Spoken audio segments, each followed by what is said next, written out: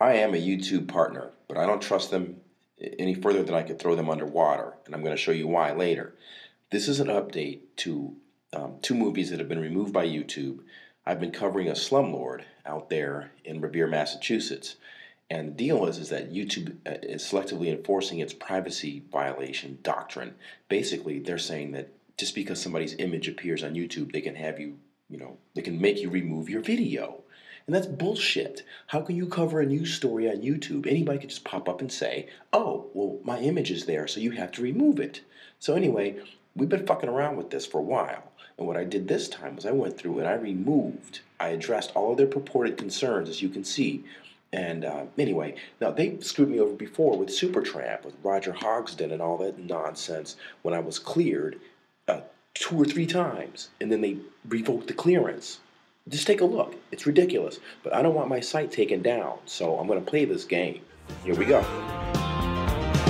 This is no social crisis, just another tricky day for you. My name is Christopher King. I'm a YouTube partner, and I have been censored unfairly by YouTube a couple of occasions here, and I want to bring your attention to them. There were 3 occasions, basically. One involved a Supertramp video, and the other 2 involve landlord-tenant issues that I reported on fairly and accurately. And I'm not your typical YouTube partner because I've won First Amendment trials, and I've written for large weekly and daily press, so I don't come in here empty-handed. I've won First Amendment trials. I've got a mayoral commendation on First Amendment issues in Nashua, New Hampshire, of all places. And basically, I'm going to show you now a video in just a moment that I aired originally that was stricken from YouTube. And I'm going to re-air that, but I want you to know that this happened before. And there was an occasion where I couldn't post videos, and I notified their attorneys about it. And I said, look, as you can see here, my websites and YouTube channel offer a unique perspective and must be protected under the Hudgens doctrine. So I'm going to let them know again, and I'm going to repost this video, and it's going to stay up, but there's going to be litigation. And I'm also going to pursue getting the original video returned, because there were 700 hits on that video. And it's important. These are issues that are in the public domain, and they're issues of public concern. And I'm not going to tolerate any censorship from anybody. I don't care who I have to sue or what I have to do to get there. But we're going to, address these situations. So, without further ado, here's the movie.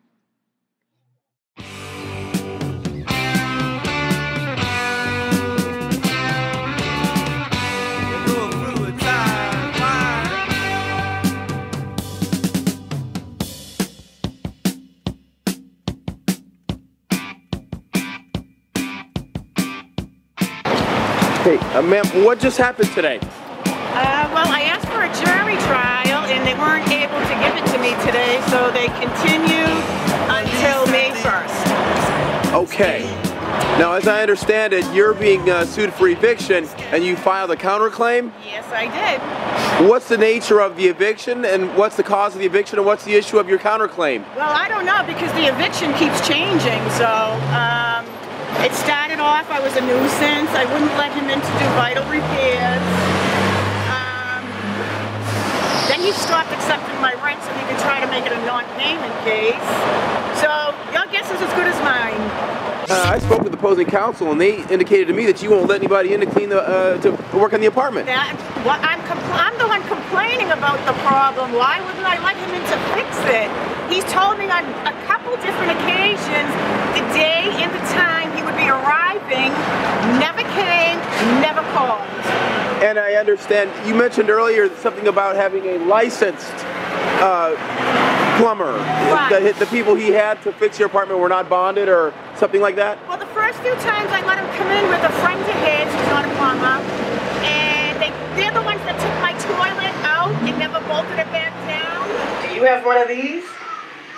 Wait a minute, it gets better. See what I can do? Can you do this? I have a rocking toilet, and the lid falls off every time you sit on it. So for the extensive work that needs to be done, he's talking about ripping up my floors and my walls and finding a place to go with 4 kids for a week so he can do all this extensive work without a licensed plumber because he doesn't want to pay one. I see.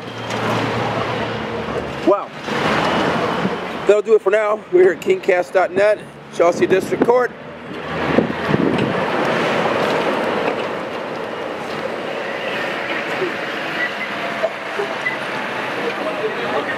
That's what I was talking about. All that shit that falls out of there. It's disgusting. It was the next day or the day after when I went to the courthouse and I told them I wanted a restraining order. And that's when they told him that he has to have a licensed plumber. He can't do all this extensive work in my apartment without a licensed plumber, and he has to pull a permit. The next day is when I got the notice to vacate, the notice to quit, the 30-day notice. Yeah, I brought that to his attention, and of course, he doesn't care. He just ignores me. When I got my notice to vacate, it said, for not allowing vital repairs to be made in the apartment and harassment of a landlord. When I got the discovery back, I was told it was for non-payment of rent.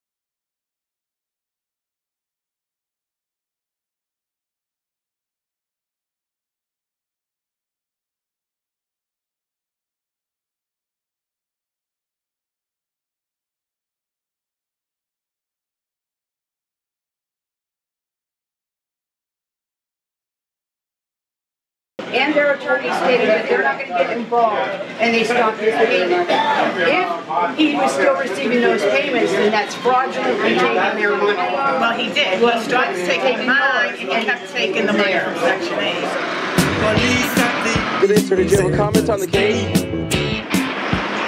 Sir? Scaring the nation with the guns and ammunition. Police have thieves in the street.